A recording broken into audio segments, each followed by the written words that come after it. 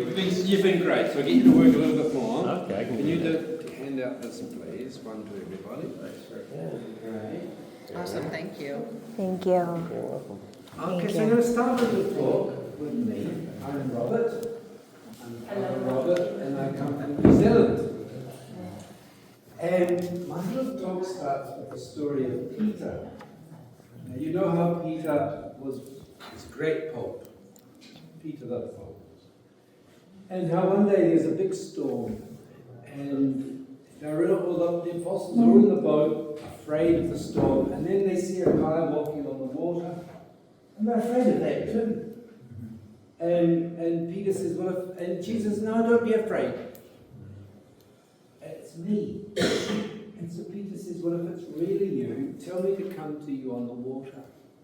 And so Jesus says, yeah, okay, come. And that's the beginning of the story. You know, Peter gets out of the boat and he starts tapping probably you can imagine, you don't just jump out, yay, and run to this guy, you don't even know if it's him. You get out and you're probably tapping the water and checking out and inching away from the boat just to see that it actually works. And that would have been the thing, he would have got there and he would have been standing on the water and I can walk on water. And that's a miracle. Never in the universe have you ever heard of anyone walking on water. And so there we have Jesus walking on water, Peter walking on the water. And then this is when the incredible thing happens. He sees there's a storm going. And he starts to drown. Now, that is the incredible thing. You've got Jesus on the water. You're on the water. This is an amazing miracle. And suddenly, the fear becomes more powerful than the miracle. The fear becomes more powerful than the presence, the living presence of God. That's the incredible story. How can fear have so much power? That it can move you away from God. And you go that way.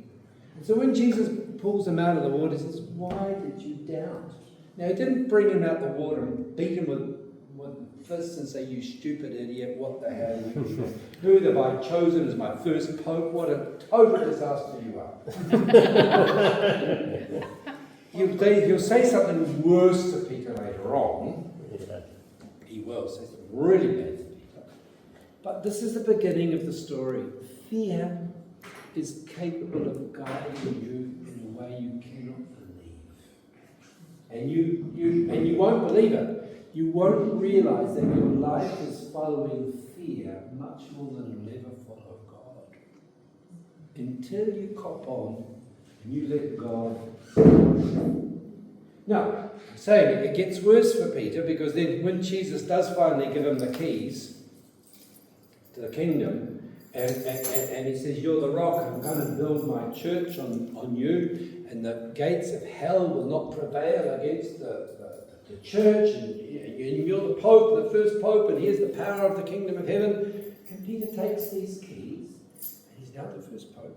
And the first thing he's going to say to Jesus, because then Jesus said, now I'm going to go to Jerusalem to die for you. And the first thing that Peter says as the new pope is, oh no, you're not going to do that.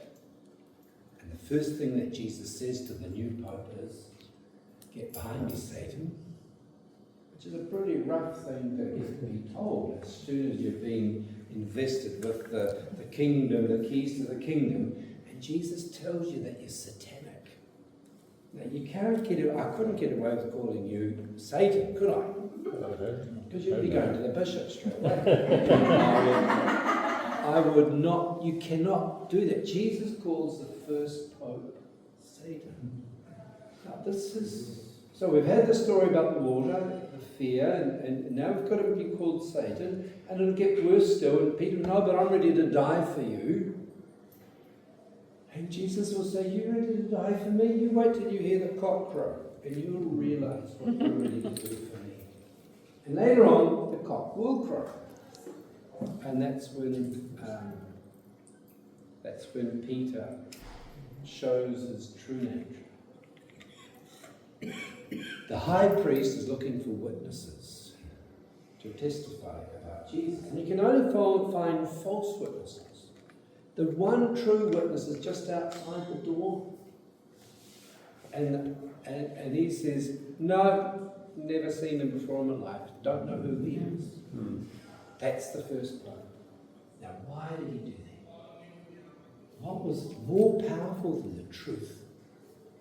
The fear. The fear, the shame, the cowardliness. And this is the first pope, the guy that Jesus chose to be powerful against the gates of hell. Our infallible pope. And you think the other popes are going to be better than Peter? John, Paul, Benedict, Francis, they're better than Peter. Do you think we're going to be better than Peter? Peter is the emblem of the Christian walk. We've got to cop on. Peter's story is our story, and the church founded on this story. Jesus has to take us to open our eyes to see who we really are. And who we really are would be a great shock if we could. If we had the courage to let Jesus open our eyes. So much of the gospel is Jesus giving sight to the blind. So many times he's going to say, look, why do you see the splinter in your brother's eye and you can't see the log in your own eye? You can't see clearly until you've seen your own log, the forest. When you can start to see who you are clearly, you can work on who you are clearly, then you will be able to see. Okay, so this is the beginning of my story. Because I'm as good as the Pope. I'm as good as Peter. Now I came here as a 22-year-old idiot. I came here with a priestly vocation. But a priestly vocation that I had since I was 5. But that I had wounded through just the adolescent stupidity of hypocrisy.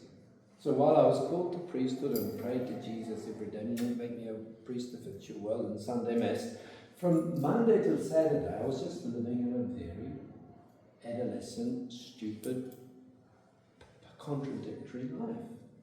And I gradually built up my dependencies and addictions. And so by the time I was 21, I couldn't renounce anything. Called to priesthood, but I couldn't say no to anything. And why would I not be able to say no? Because when you're in addiction, the fear runs your life.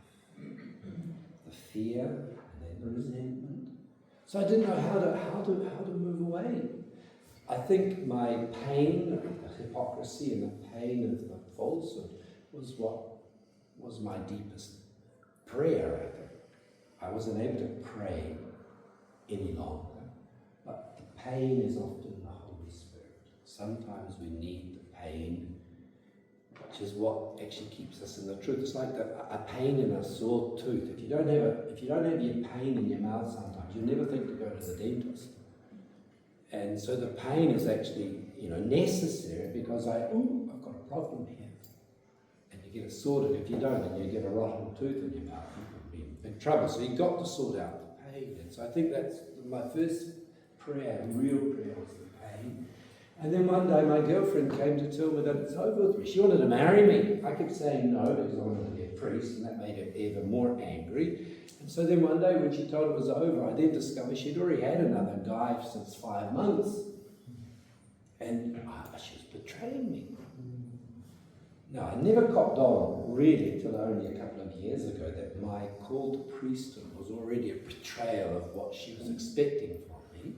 And I never copped on how I was responsible for that, for the pain I'd been causing her as a young girl.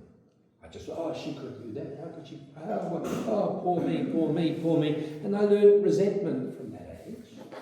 I learned to think I was the victim because I was such a lovely boy. I was the victim, and she was just badly treating me. And then and that sort of story would repeat itself. And so when she came to break up with me, I went into a sort of nosedive into depression and self-pity and had a car accident which destroyed my car. And so that was 2 blows in 2 days. And then in that same week, there was the stock market crash in 87, and I lost all my investments. So it was 3 blows in 3 weeks. And then it was the end of my university, so everyone left my city, and I was on my own. And so I just, in a very short time, I was abandoned, betrayed, alone, poor, failed, humiliated, and just a total mess. In that condition, I arrived here in Medjugorje. Ran away from New Zealand, and that's how I got here. Now, so I'm a young man riddled with shame, and fear, and resentment. So I realised when I get here, everyone's going to go to confession here, and that was the first problem, because I'd never really been to confession. I thought, how am I going to do this? Because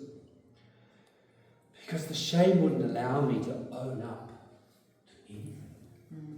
I couldn't even see that I was at fault in that relationship that broke up. I couldn't see that. I just was the innocent victim of everything. And so I knew I had to go, but I didn't want to go, and everyone was going to Medjugorje. That's what you do when you come to Medjugorje.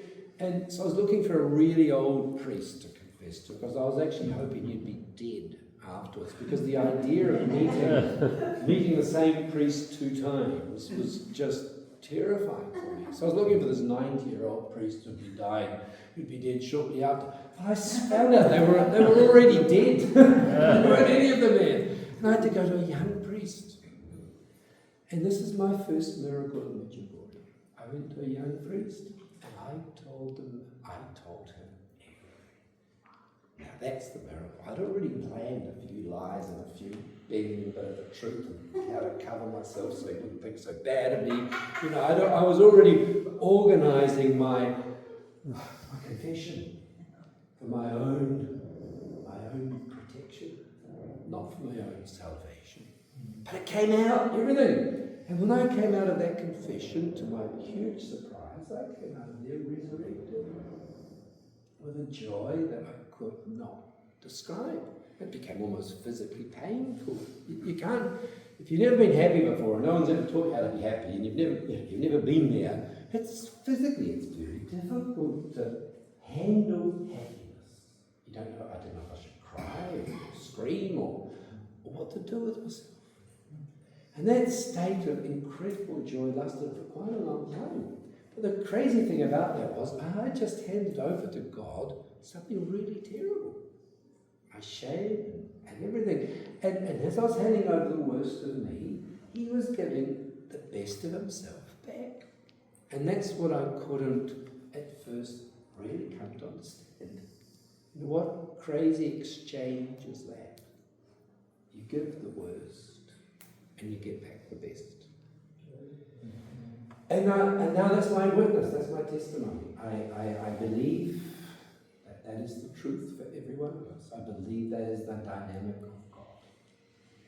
He's hiding in the darkest place of your life. He's hiding in the deepest shame. He's hiding in the worst of your sins. And the worst of your fears is where God is waiting for you, because that is where you could become the most beautiful version of yourself. You could start from there. If you would let God take you there, which is our problem. We don't want to go to where we are the worst, because we have to keep up the cover. I'm the first pope to die for you. That's not true. And I'm the great priest now, and I'm ready to give witness to Our Lady. And, depends. If I'm in front of a beautiful group, yeah, I'm great.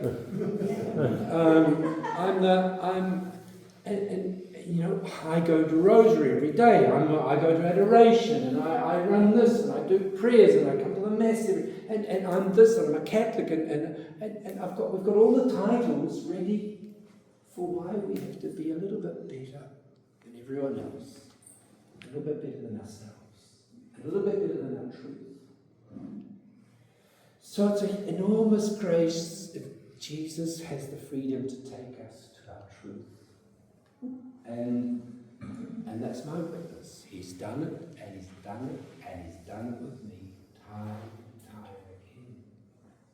Now, when I was 35, I was already a priest, and I became a very important priest, a very successful priest, a very responsible priest, and I'd be given responsibilities, and I was the superior of the house, the superior of the novitiate, and a whole list of titles at 35. And a priest, an elderly priest, came up to me and said, you know what, I'm really worried about you, Robert. I said, oh, you're worried about me? Why would anyone be worried about me? Well, I'll give you 10 years and you're going to be in a psychiatric institution with a depression that you'll never get out of. You don't know about me. The best of the best. I did something very intelligent that day. I listened to him. And he told me, well, Robert, you don't know what a failure is, do you?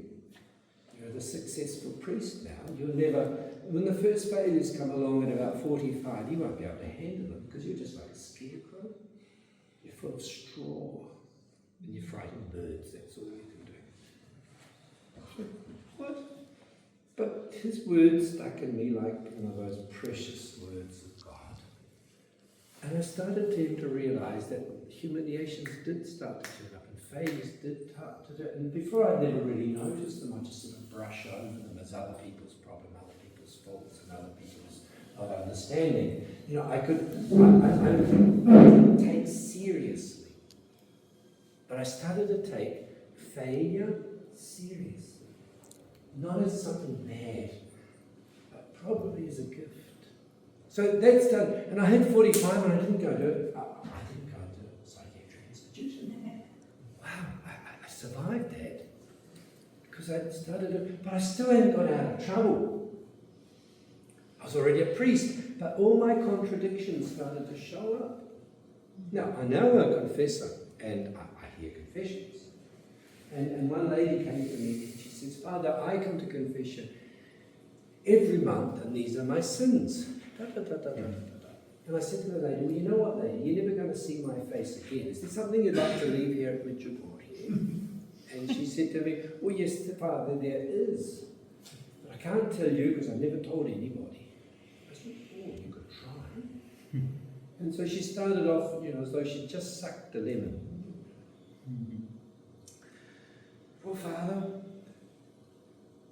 33 years ago, and she told me a sin. And I think I saw in her what that priest might have seen in me many years sooner, many years before. I saw her transfigure. She straightened up and started to breathe deeply, and she started to cry, and her face became beautiful, absolutely beautiful. And I think, she's just handed over a lump of sludge, and God is giving back to her the most incredible experience of resurrection. And it means God was waiting 33 years for her to have the courage to open up fear, shame, failure, and He's waiting there. Now I've got lots of stories like this. Even your group guide here, Marian, is one of the testimonies to my little guide. The little story of the man who came to me after 50 years carrying a secret. 50. And he was always sad, he told me. Always sad because of the shame for something he did. 50 years. Imagine that. 50 years trying to serve the Lord. Sad. And he said, well, what did you do? He told me. And later on she rang me up and said, oh, Father, thank you for, this is your Mariana, Father, thank you for speaking with that man, but I think we've got a problem. He won't stop smiling. I don't know if you remember. And how you remember that story? Yes. So, I've got so many of these stories of how the Lord surprisingly is waiting in the worst of our life. Now, I have a lot to do with the Chinakula boys, just over the fence here, and the girls as well. And the most beautiful people you can ever meet are people in recovery. Because they've hit rock bottom, like Peter hit rock bottom. When the cock crowed and he saw who he was and he betrayed the Lord for cowardliness. And when you've hit rock bottom, that is when you start to let God take control. Well, you've got no other option. And when you've got no other option and God can start to move your life actually becomes beautiful, because He's much better at moving your life than you will ever move it. He's much better at life. He knows the way through dark. He's an expert of the tomb. He's expert of the fade. He knows it so well that if we could just let God in, who's already there, if we could let Him out, and better still. The miracle that God can do in a life that opens up to Him from the dark. So that's my testimony. God is waiting where you least expect. And you think, well, once you've learned that, you've copped on and life will just plain sail ahead. Well, it hasn't. You've got to learn it again and again and again. And so only now, in the last year, I've started to open up my eyes to the power of addiction and how resentment hides itself. And fear, you just don't want to see it. But then when finally you cop on, oh gosh, I didn't realise that. I got very upset with a person. I was very close to them. I got very upset. And so upset that I had to write a letter. I just couldn't even express my sense of betrayal and being hurt and betrayed and so I wrote a letter. You're this, and this, and this, and this, and this, and this. And about 4 days later, I reread my letter and I got the grace of the Holy Spirit saying, what? That's me. Everything I've just said about that person, that was me. I was like, just the biggest slap in my face I've ever had. And I was 58. What have I been doing for the last 58 years? Why a priest? Suddenly, at 58, I open my eyes. What have I been doing? Well, I know what I've been doing. I haven't been ready. I haven't been ready for my truth. Just like Peter, he had to be led to the cock crowing. Jesus knew, and he actually warned him. He said, now when you get up again, you're going to confirm your brothers. And Peter, what the hell are you talking about? But he will be led there. And it's the same for me. Unfortunately, I have to wait 58 years. But now I know, maybe I haven't even seen the worst. Maybe the worst is yet to come. And in the meantime, I'm this wonderful priest who's hiding the fear, the shame, the resentment of everyone else. And so this wonderful priest will become more wonderful if I let Jesus show me my truth. And I've got to allow that to happen. And the question was, how do we let it happen? Now, there's one more story just to, knock the nail into the head. Is when Jesus said, I'm going to leave you guys a sign of Jonas. Now, just as Jonas was 3 days in the belly of the whale, so too will the Son of Man be in the belly of the earth. Now, Jonas was a great prophet, but he doesn't like doing what God tells him to do, and he doesn't like praying. These are the two problems with Jonas. And when God tells Jonas to speak to Nineveh and to convert Nineveh, he says no and goes the other way. And it happens to Jonas, it happens to us. When you start doing what you want to do and it all goes wrong, you just want to die. Because just things go out of control. And so he sort of says to the sailors in the big storm, throw me in the sea, I'll die and you'll be saved. So they throw him in the sea and he thinks, now I'm going to die. And he doesn't die, he gets worse. He gets swallowed by a whale. He's in the belly of the whale. He's in there with all that smelly fish and masticated food. And, it's a horrible place. Yeah. Just as I stay there for 3 days, and he doesn't know if he's going to go out the back end or at the front. So that's a bad spot.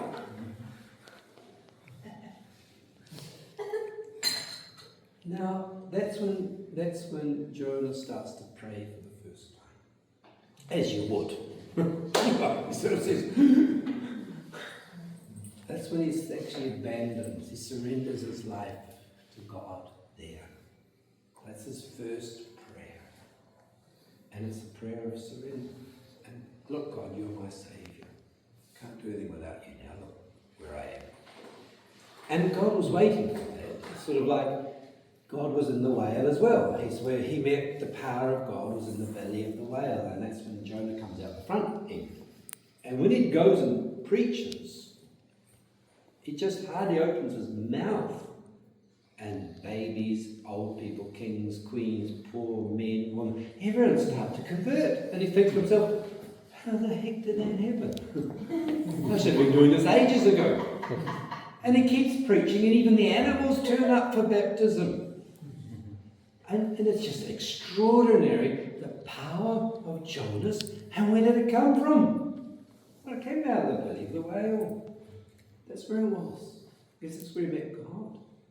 That's where he was able to hand his life over to God. That's where God started to be able to run his life. And so God gave him his true beauty and his true power, which is true of every one of us. Now, Marian was saying that this is such a beautiful group. Oh, she was crying, what a beautiful group. Well, you're not the most beautiful group. You're not. You're not the most beautiful group until you've been down to your whale. Until you've hit rock bottom and you've been broken open and your shame has been thrown in your face and your hypocrisy has been filled up in front of you and all your hidden addictions and I won't list them, are there in front of you. That's when you can start to become beautiful. That's when you can start to live the resurrection. And even when you think your life's just way beyond recovery, you have to think of the gospel. There's a number of occasions when Jesus turns up too late. One of them is Lazarus. He turns up too late. It's already 4 days that he's dead and buried. And Jesus says, take away the stone. And they say, no, because it stinks. And we just lie there. We're not going to let Jesus in if we're stinking too much, because we become so ashamed of ourselves. We're just convinced that we're just, even God can't do anything with me because of the smell. But Jesus is going to take away this. I told you, if you would believe in me, you're going to see my glory. You're going to see the glory. So they do take away the stone, and he comes out perfumed. Yeah. And that's a constant truth, even when it's too late. Jesus knows what to do. And even when your flesh has fallen off you like rotting rot, he can give you the power of resurrection. And the Bible's full of the power of rotting bones being put together and being given new flesh. And he creates something new. All the time he wants to create something new. If we would give him the chance. So how do we do that? That's why I've given you the message of Our Lady. So many times here in Medjugorje, Our Lady gives us the key to God's life within us. And then this is the message I received when I was a 22-year-old idiot, trying to hide my lies from God.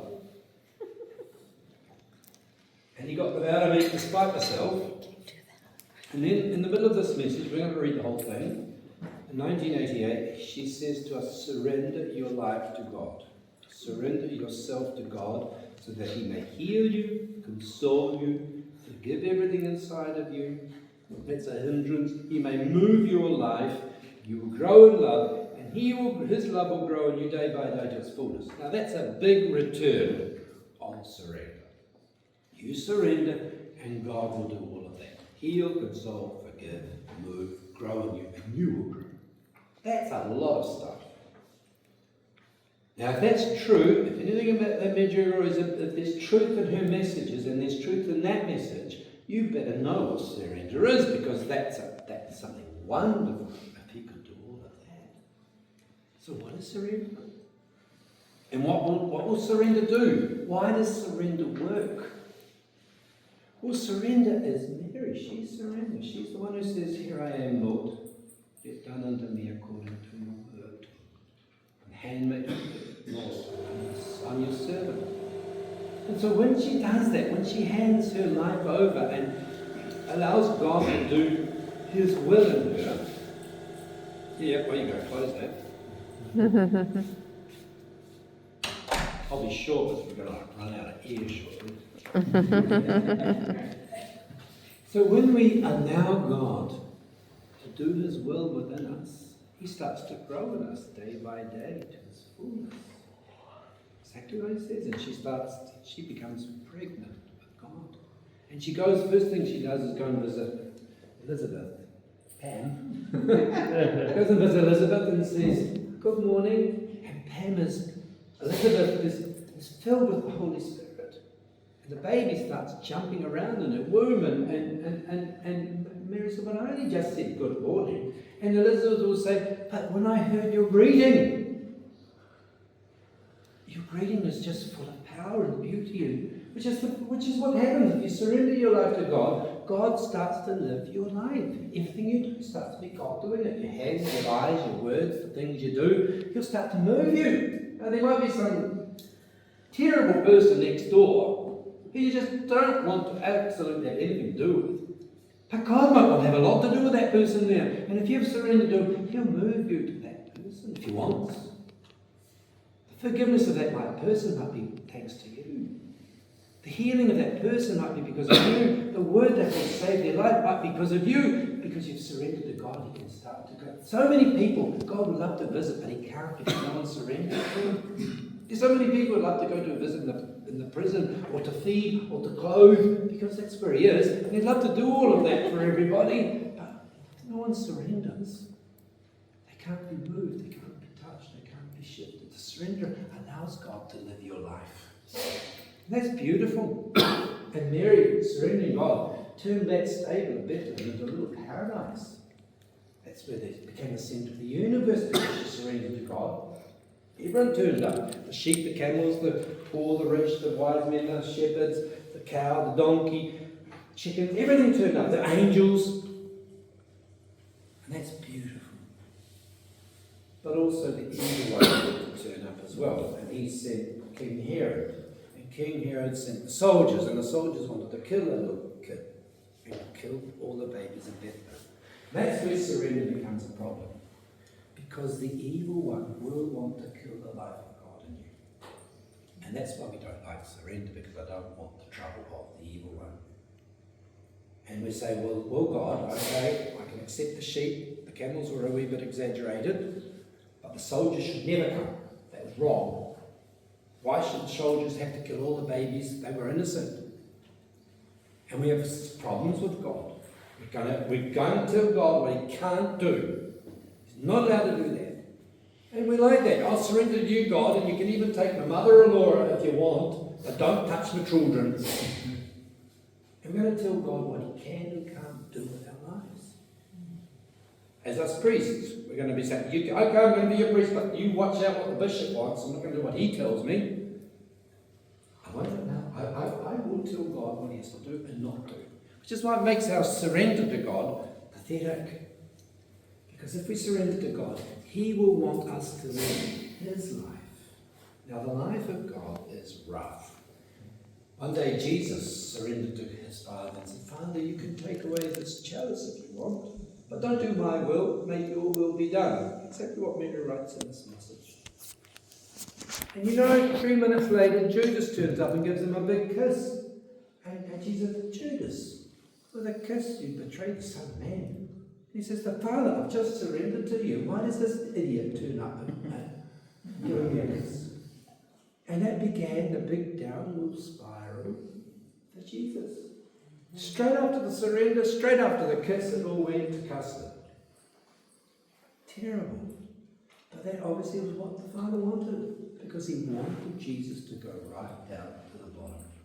As He will want each one of us to do, if we would allow it. Because it's terrible, it's beautiful, it's terrible, it's beautiful, it's terrible, it's terrible, it's beautiful, but it is always, always, always resurrection. Always. Always it's the road of resurrection and surrender. Okay? So that's my little talk. That's what I've learned. That's what Mary's taught me. And it hasn't stopped.